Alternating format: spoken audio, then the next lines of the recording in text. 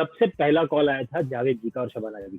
Okay, Javed Akhtar, Javed Shabana Akhtar Azmi. और शबाना आजमी, उन्होंने phone किया था मुझे, और मुझे अच्छा था कि हंसल सर ने पहले बताया था कि उन्होंने नंबर लिया है, शायद वो लोग फोन करेंगे। राइट। बाकी मैं तो प्रैंक समझ के शायद रिएक्ट भी नहीं करता पर बहुत प्यार से बात की थी उन्होंने, और मतलब ये मेरे लिए बहुत बड़ा मोमेंट था, because I guess that was the first call that I have received from somebody that I have, you know, I have looked up to, और उनको देख के, उनकी फिल्मों को देख के हम बड़े हुए हैं। तो सुबह 11 बजे का show, because it was Saturday या संडे था, तो सुबह 11 बजे का शो गुजराती में रखा, क्योंकि मैं गुजराती ऑडियंस सुबह के शो में आती थी। तो 11 बजे का शो गुजराती में, शाम को 4 बजे का शो हिंदी में, और रात को 7:30-8 बजे का शो इंग्लिश में। ऐसे एक ही दिन में 3 भाषा में एक मोनोलॉग, जो एक नाटक था, वो परफॉर्म किया।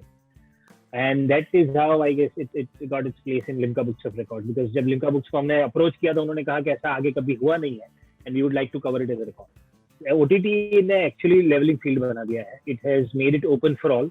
सो आप आइए, अपना हुनर दिखाइए और अपनी जगह बनाइए। वैसी वाली सिचुएशन जो क्रिएट हुई है वो ओटीटी की वजह से ही हुई है। हेलो एंड वेलकम, मैं हूं मयंक शेखर, आप एबीपी अनकट में हैं और मेरे साथ हैं एक्टर प्रतीक गांधी। अगर हम 2019 में कॉन्वर्सेशन कर रहे होते, अगर आपने गुजराती फिल्में नहीं देखी होती या गुजराती थिएटर नहीं फॉलो किया होता, तो शायद आप पूछते कि प्रतीक गांधी कौन। बट 2020 में एक शो आई और प्लेटफॉर्म सोनी लिव, जो शायद बहुत लोग देख भी नहीं रहे थे उस प्लेटफॉर्म में। उस शो का नाम था स्कैम 1992, और ओवरनाइट और at least over the weekend Pratik Gandhi पूरे देश में छा गए। Pratik, thank you so much हमारे साथ जुड़ने के लिए। Thank you very much man, thank you for having me. No, I mean it's very important कि मैं ये इंट्रोडक्शन इसलिए दूं क्योंकि जब हम ये बातें कर रहे हैं इस कॉन्वर्सेशन के दौरान, आपकी जो फिल्म है भवाई, वो थिएटर्स में चल रही है, एंड उसकी ओपनिंग क्रेडिट्स में लिखा है introducing Pratik Gandhi, in the sense कि आपका ये बॉलीवुड इंट्रोडक्शन है। you know, you've been an actor for very long.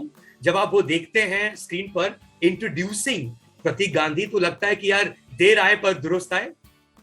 Yes, actually ऐसा लगता है, और हर बार जब भी, मतलब फिर चाहे वो नाटक हो, चाहे शॉर्ट फिल्म हो, चाहे फिल्म हो या सीरीज हो, जहाँ भी इंट्रोड्यूसिंग आता है मतलब हर एक फॉर्मेट के लिए कभी ना कभी शुरुआत की थी, तो उस फॉर्मेट के लिए इंट्रोड्यूसिंग लिखा गया था। तब ये फील होती थी कि कुछ एक नई शुरुआत हुई है, और ये नई शुरुआत वाली फील, मतलब स्कूल में थे जब नई पेंसिल मिलती थी, नई पेन मिलती थी, नई टी शर्ट लेते थे, वो वाली फील है कि यार कुछ नया होने वाला है। एब्सोल्युटली। बट यू नो, जब आप कंपेयर करते हैं प्रतीक, जब आपकी शो आती है या कोई फिल्म आती है किसी प्लेटफॉर्म पे, एज अगेंस्ट जब वो फिल्म रिलीज होती है थिएटर्स में, you know, does the game change completely कि यार सडनली इट्स अबाउट कि कहाँ लगी है, कितने शो टाइमिंग्स हैं, कौन से शो टाइमिंग्स हैं, कितना प्रमोट किया गया है, एज अगेंस्ट जब किसी प्लेटफॉर्म में आता है, देन पीपल विल नो उनको पसंद आई या नहीं, एटलीस्ट आपके सबके हाथ में आ जाता है। सबके हाथ में आ जाता है वो, that's a difference. I mean, और ये सारा हमने पिछले कुछ 1.5-2 साल में ही सीखा है, as an actor also, as creators also, and as audience also, right. There is a huge difference between these two formats. जहाँ तक ओटीटी की बात है, तो शोज में यही होता है कि यार सब तक पहुंच चुका है ऑलरेडी, लोग अपने हिसाब से देखना शुरू करेंगे। Word of mouth also spreads faster, and because it's there, so you would actually give it a shot once. एक बार आप ट्राई जरूर करोगे। थिएटर का फंडा ही पूरा अलग है जो सालों से हम देख रहे हैं। वहाँ पूरी गेम वो एक पहले 4 दिन की, पहले हफ्ते की, और ये होती थी, और बहुत सारी चीजें अब चेंज भी हो रही है। तो मेरे लिए तो वैसे बहुत सारे चेंज वाला नया वर्ल्ड मिल रहा है।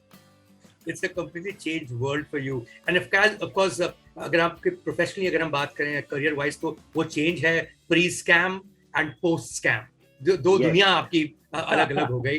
But just to stick on that theatre point again, Pratik, in that sense क्या लगता है आपको, especially for up and coming actors, OTT platforms actually leveling field है, सबको मौका मिलता है, और and then audience decide करती है कि यार मुझे ये देखना है या दूसरा, जबकि थिएटर्स में इतने ही फिल्म्स आ सकती हैं, उनके इतने ही टाइमिंग्स हो सकते हैं। डू यू थिंक कि एक तरह से लेवल किया है फील्ड को ओटीटी प्लेटफॉर्म्स ने? यस, ओटीटी ने एक्चुअली लेवलिंग फील्ड बना दिया है, it has made it open for all. So आप आइए, अपना हुनर दिखाइए और अपनी जगह बनाइए। वैसी वाली सिचुएशन जो क्रिएट हुई है वो ओटीटी की वजह से ही हुई है। इतना काम है, इतनी अलग अलग कहानियां बन रही हैं, और ओटीटी बिकॉज उसका फॉर्मेट ऐसा है, there is no set format. ना हर एक आदमी ओटीटी पे नया एक्सपेरिमेंट कर रहा है, फिर चाहे लेखक हो, चाहे डायरेक्टर हो, चाहे मेकर हो, चाहे एक्टर हो, and because in the field itself, you know, the format itself is open for it. और ऑडियंस ने time and again, audience has also proved it कि आप हमें अच्छा कंटेंट दीजिए, बाकी सब कुछ सही लगता है. तो शायद गेम ऐसे चेंज हुआ है कि I guess this is the best time for actors to be around. Right.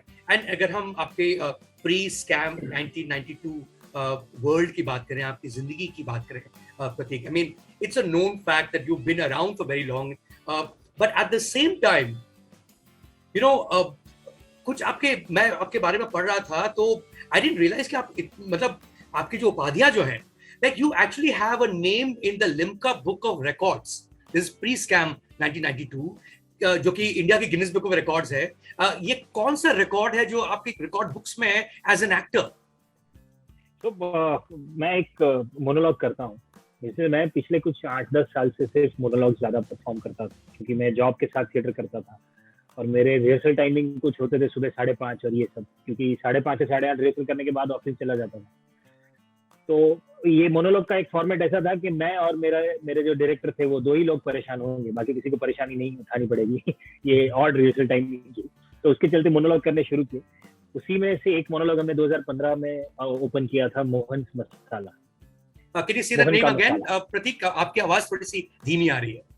जी, वो एक मोनोलॉग जो था हमने 2015 में जो परफॉर्म किया था पहली बार, उसका नाम था मोहन का मसाला. और वही एक मोनोलॉग हमने 3 भाषाओं में किया था, Hindi, English and Gujarati. So Mohan's Masala is all about the young Mohandas Karamchand Gandhi, who comes on stage and he says that everybody talks about Mahatma, nobody remembers me who made Mahatma. Right. And then he takes you through his life journey. And जो भी सारी चीजें हुई, उनके जितने भी अनुभव रहे, जिसकी वजह से शायद वो एक मोमेंट जब उनको ट्रेन से फेंक दिया गया एंड सारी चीजें पर्सपेक्टिव में आई. तो ये कहानी है. पृथ्वी थिएटर का एक शो था, हमें पृथ्वी में एक डेट मिली थी 2016 में. जितना मुझे याद है वो 10 जून था, शायद 10 जून 2016 में. तो मैंने और मेरे डायरेक्टर मनोज झा, हम लोगों ने सोचा कि यार एक ही दिन पे 3 भाषा के शो करते हैं. पहले तो मजाक में हमने बात की एक दूसरे से, फिर दोनों सीरियस हो गए कि नहीं करते हैं, ट्राई तो करते हैं. तो सुबह 11 बजे का show, because it was Saturday या संडे था, तो सुबह 11 बजे का शो गुजराती में रखा. पृथ्वी में गुजराती ऑडियंस सुबह के शो में आती थी, तो 11 बजे का शो गुजराती में, शाम को 4 बजे का शो हिंदी में और रात को 7:30-8 बजे का शो इंग्लिश में. ऐसे एक ही दिन में 3 भाषा में एक मोनोलॉग, जो एक नाटक था, वो परफॉर्म किया.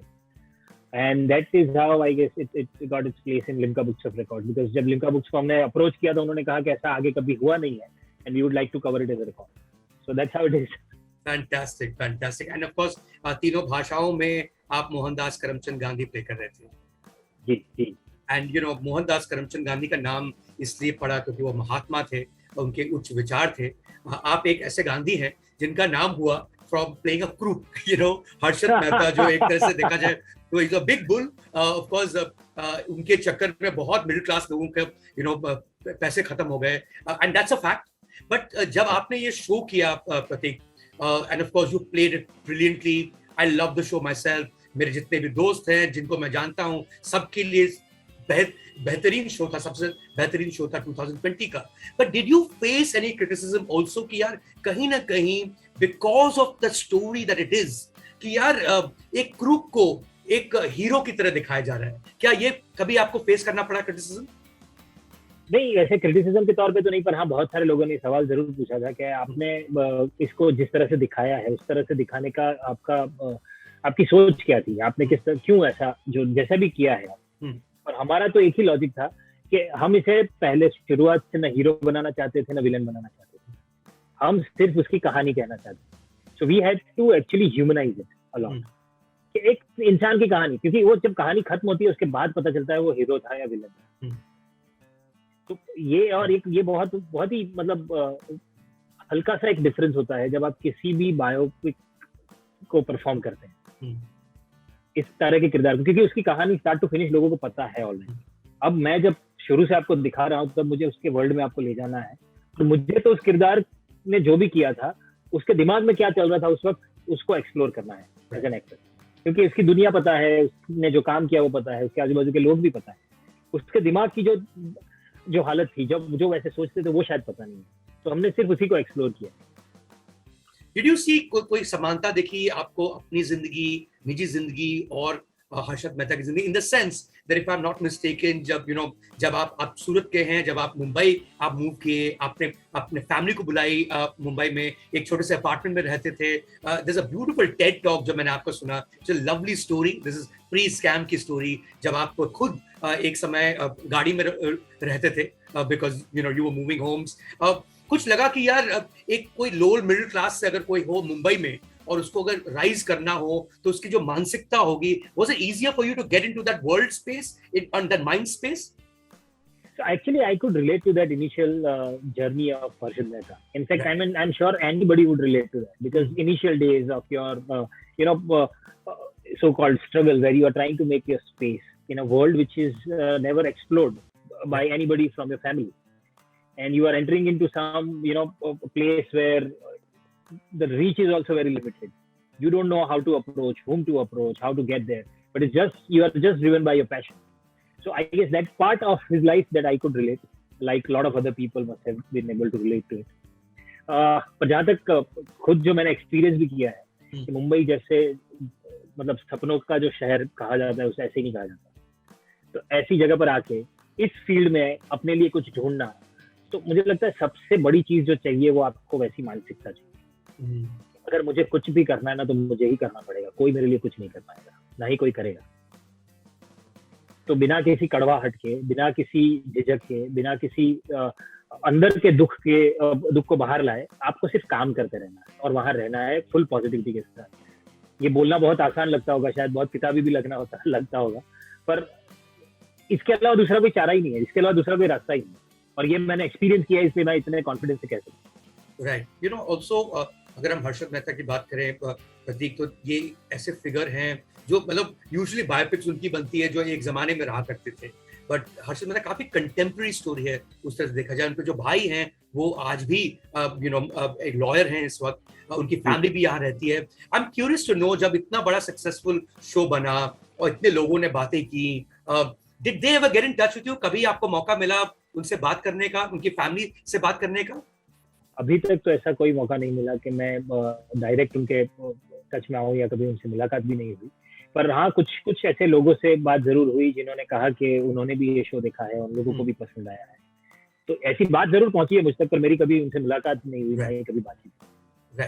एंड ऑफ कोर्स जब आप प्रिपेयर कर रहे थे तो आप जरूर लोगों से मिले होंगे जो इर्द गिर्द उनके रहे होंगे। आई एम श्योर वो प्रिपरेशन में रहा होगा हिस्सा। उसमें सबसे बड़ा जो योगदान रहा वो हमारे राइटर्स का रहा। उन्होंने बहुत डिटेल्ड रिसर्च किया था इस पूरे चीज का, बहुत डिटेल रिसर्च। और मैं कई सारे ऐसे लोगों से भी मिला जिन्होंने उस वक्त हर्षद मेहता के साथ काम किया था। उस वक्त वो लोग बीएससी में थे, रिंग में थे, और जैसे शेयर बाजार पूरा जब चलता था वो उन्होंने उस वक्त एक्टिवली काम भी किया था। तो उन्हीं से बहुत कुछ सीखा हूँ मैं। जैसे वो रिंग में जैसे हाथ के इशारों से जो लेन देन होती थी, तो ये सारे जो ये पूरे जितने भी साइंस थे वो सारे सीखने के लिए मैं उनसे काफी बार मिला था, जाना था कि किस हिसाब से क्यों उसे रिंग कहा जाता था। तो क्योंकि वो कोई बॉक्सिंग रिंग से कम नहीं होता था। वो जो 4-5 घंटे का समय है बाजार का, वो बॉक्सिंग रिंग से कम नहीं होता था। No, absolutely. But the other thing is, एक ही कहानी को अलग अलग तरीके से कही जा सकती है, and of course किस फॉर्मेट में आप कह रहे हैं, किस ऑडियंस के लिए कह रहे हैं, वो भी काफी मायने रखता है। And right after Harshad Mehta एक फिल्म आई बिग बुल, राइट? उसमें अभिषेक बच्चन थे, उन्होंने भी वही किरदार प्ले किया जो आपने प्ले किया। आई एम प्रीटी श्योर आपने वो फिल्म देखी होगी। जी, मैं पूरी नहीं मतलब मैंने देखी है। देखिए, right. So as a fellow actor, जब आप अभिषेक बच्चन को देख रहे थे उसी किरदार को प्ले करते हुए, what was going through your mind कि यार इन्होंने क्या पकड़ा है जो आपने शायद नहीं पकड़ा, और what was it that he was doing differently जो आपसे अलग हो? मैं सच बताऊं ना, तो मेरा ध्यान सबसे ज्यादा जो गया है उस फिल्म को देखते वक्त वो था वो फॉर्मेट। बिकॉज मैं बहुत क्यूरियस था ये जानने में कि जिस चीज को स्कैम ने 9.5 घंटे में बताया है इतने डिटेल में, ये सारी चीज को 2 घंटे में कैसे बताया जाए, और मतलब उसका अलग इम्पैक्ट होगा। तो मतलब मेरा पूरा ध्यान ही उसमें था कि बात कैसे कही जाएगी, कैसे एडिट होगा, इतना बड़ा जो मटेरियल है उसको कैसे परोसा जाएगा। सबसे ज्यादा तो ध्यान ही वहां गया है। राइट। पर अभिषेक बच्चन को मैंने उनको इतनी सारी फिल्मों में देखा है, मतलब यार उन्होंने तो time and again he proved his metal. Did he get in touch with you? जब हर्षद मेहता जब series I, did he get in touch with you? क्या उन्होंने आपको मैसेज किया या फोन किया? जी नहीं, वैसी तो कभी बात नहीं हुई, पर उनकी फिल्म जब रिलीज होने वाली थी तब हमने ट्विटर पे एक दूसरे को विश जरूर किया था. Right. No, I'm very curious to know because usually जब ऐसा एक बम्पोर्ट परफॉर्मेंस होता है मुंबई शहर में, किसी भी किरदार को कोई प्ले करता है, तो suddenly doors open, बहुत लोग, lot of people get in touch because यार ये कौन है, they also message you. Have you had some of these moments that someone जिसको आप एडमायर करते हो, उन्होंने आपको या तो ट्विटर पे या व्हाट्सएप पर या फोन करके? A lot, बहुत. Which one was most special? सबसे स्पेशल क्या था? सबसे पहला कॉल आया था जावेद जी का और शबाना जी. ओके, जावेद अख्तर, शबाना आजमी, उन्होंने फोन किया था मुझे, और मुझे अच्छा था कि हंसल सर ने पहले बताया था कि उन्होंने नंबर लिया है, शायद वो लोग फोन करेंगे. बाकी मैं तो प्रैंक समझ के शायद रिएक्ट भी नहीं करता. पर बहुत प्यार से बात की थी उन्होंने, और मतलब ये मेरे लिए बहुत बड़ा मोमेंट था, because I guess that was the first call that I have received from somebody that I have I have looked up to, और उनको देख के, उनकी फिल्मों को देख के हम बड़े हुए हैं. तो उनसे एक कॉम्प्लीमेंट आना बहुत बड़ी बात है. तो फिर तो बहुत सारे लोगों ने मैसेज भी किए, सोशल मीडिया पे भी विश किया. पर एक तो हुआ कि सराहना, और दूसरा होता है कि दरवाजे खुलना, right? Which I am pretty sure आपके साथ हुआ होगा Prateek, right after scam 1992. In fact इस वक्त जो आप बैठे हैं, you are already on a shoot, is that correct? क्या शूट कर रहे हैं इस वक्त? मैं फिल्म के शूट पे हूं अभी. उसके बाद क्या हुआ, स्कैम के बाद सबसे बड़ी बात ये हुई मेरे लिए कि अब तक ऐसा ना कि मैं गुजराती थिएटर, गुजराती फिल्में वैसे ही जाना जाता, और क्योंकि वो रीजनल था, की तो अपनी छोटी सी रीच होती है, पर रीजनल सिनेमा की भी रीच छोटी ही होती. स्कैम ने सडनली मुझे नेशनल इंटरनेशनल प्लेटफॉर्म पर रख दिया, तो बहुत बड़ा ऑडियंस भी है, और शायद जहां तक मैं समझता हूँ कई सारे मेकर्स का भी वो कॉन्फिडेंस बनता है कि अगर कोई 9.5 घंटे का इतना बड़ा कंटेंट, अगर उसमें आप इसको देख सकते हो, उसके साथ जुड़ सकते हो, कैरेक्टर के साथ, उसके इमोशंस को फील कर सकते हो, then they would want, their confidence also doubles कि हाँ, इसके साथ कुछ कर सकते हैं. उसके बाद मुझे कई सारी फिल्में ऑफर हुई. मैंने हार्दिक के साथ, जिसकी मेरी पहली फिल्म आई अभी भवाई, उसी के साथ एक फिल्म की अतिथि भूतो भव, जिसमें मैं और जैकी श्रॉफ हूँ. उसके बाद मैंने अभी एक फिल्म की है 1.5 बीघा जमीन, जो कि Hansal Mehta T series and Karma media joint production है, पुलकित ने डायरेक्ट की है. उसके बाद एक फिल्म मैं अभी जो करूंगा वो है वो लड़की है कहाँ, रॉय कपूर फिल्म प्रोडक्शन की फिल्म है वो. तो मतलब काफी सारी फिल्में आई, काफी सारे लोगों ने अप्रोच करना शुरू किया. सडनली मुझे ऐसा लगा था कि ओके, अब पहले ऐसा था कि मुझे पता नहीं था किससे मिल लूं, कहाँ से पता चलेगा कि कहाँ फिल्में बन रही है हिंदी. अब लोगों ने शायद मुझे सोचकर लिखना शुरू किया है. कुछ लोगों का ये कहना है कि नहीं, ये किरदार हमने जब पढ़ा तो हमें तुम्हारा चेहरा दिखा. तो एक्टर के लिए बहुत बड़ी बात होती है कि हम किसी के दिमाग में वहां है जहां से इसकी शुरुआत होती है. Absolutely, absolutely. So now when you look back, प्रतीक की जो आपकी जर्नी जो रही है, and suddenly एक बम्प मिला है आपको उस जर्नी में, is it over? Tata bye bye Gujarati theatre, Tata bye bye Gujarati films? No, not at all. In fact, I am open for all the different formats. मैं अभी भी यही करता हूँ, मैं कि जहाँ पर भी शूट के लिए जाता हूँ, अगर आउटडोर भी जाता हूँ बॉम्बे के बाहर, तो जब एक दिन खाली होता है, जब एक दिन ऐसा ब्रेक डे होता है, तब I want to go and perform there on stage. So that's how I plan and that's how I keep my theater alive. Bombay में हूँ तो कोई दिक्कत ही नहीं है, शूट के बाद भी मैं जाके शो परफॉर्म कर ही लेता हूँ.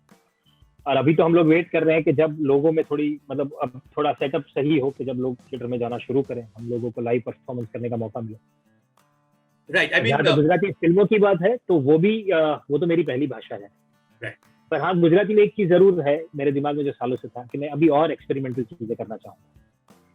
एंड आई थिंक बेयार आपकी पहली गुजराती फिल्म थी, which even within Gujarati cinema ने काफी नाम कमाया. It was almost a turning point for Gujarati films. Would that be correct to say?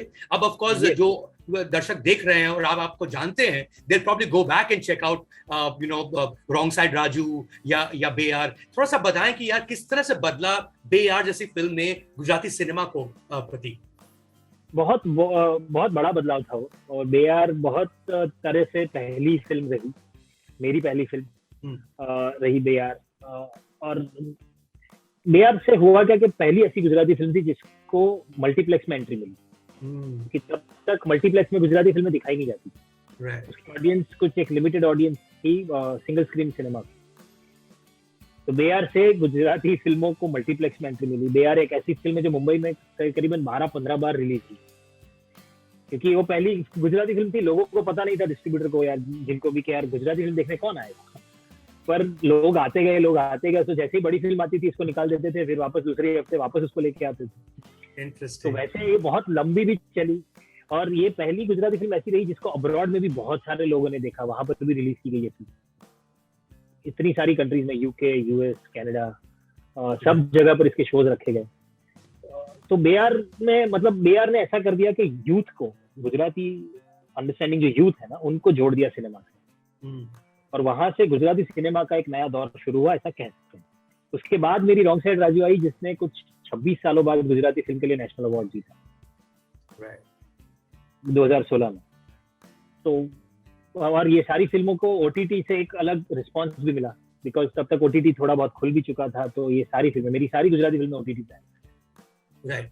So I mean of course आप गुजराती थिएटर या फिल्मों को टाटा बाय बाय ना करें, बट आपने इंजीनियरिंग को तो टाटा बाय जरूर किया होगा, because I think 5 years ago, 5 साल पहले जब आप अपनी पहली फिल्म में काम कर रहे थे, तो साथ साथ आप काम भी करते थे, रिमोटली वर्क भी करते थे, सेट से ही, in the company that you worked in as an engineer. ये जो मल्टीटास्किंग की जो आपका जो आदत है, ये मेरे लिए तो बहुत अच्छा रहा, क्योंकि आप सेट पर भी हैं और ये कॉन्वर्सेशन भी हो सकता है। But I am sure that is a tata bye bye. Engineering तो टाटा बाय बाय होगा। यस, इंजीनियरिंग का एक्चुअली ऐसा हुआ ना, मैंने कुछ 14 साल तक फुल फ्लेजेड काम किया। पहले 4-5 साल में कंसल्टेंट था, उसके बाद 8 साल तक मैं फुल फ्लेजेड जॉब में था, 8.5 साल। तो 2016 में जब मेरी रॉन्ग साइड राजू रिलीज होने वाली थी, वो टाइम ऐसा था कि तब मुझे डिसाइड करना जरूरी बन गया था कि दोनों में से कोई एक ही फील्ड कर पाएंगे। 14 साल तक तो दोनों घोड़ों पे सवारी करी, और अब दोनों जगह पर अपॉर्चुनिटी लॉस हो रहा था। यहाँ पर अच्छी फिल्म, अच्छे सब्जेक्ट्स ऑफर हो रहे थे, और वहां पर मुझे जॉब में भी अच्छे ऑफर्स आ रहे थे, which would require me to travel abroad। मैं करता तो शायद ये नहीं कर पाता। So that was a deciding year, and then I guess August 2016 where I decided to be a full-time actor, and since then life took another turn altogether। पर हाँ, अभी भी क्योंकि ये वो मल्टीटास्किंग इतना अंदर घुस चुका है एक साथ, कि मैं सिर्फ एक काम करूं तो मुझे लगता है कि मैं बहुत टाइम वेस्ट कर रहा हूँ, और it happens subconsciously, I don't put an effort to it। पर हाँ, तो मुझे कहीं ना कहीं अपने आप को इन्वॉल्व रखना, कुछ नई चीजें करना, innovation is a very close subject to my heart. So I am constantly at it. I be a part of different startups, do something, some innovation, some design. It can be startups, it can be design, but I think इस वक्त प्रतीक गांधी हम चाहेंगे कि आप या तो OTT करें या फिल्में करें, इनफैक्ट दोनों करें। And it's been a pleasure to watch you on screen. Thank you so much हमारे साथ जुड़ने के लिए। Thank you, man. Thank you very much. It's been a lovely discussion with you.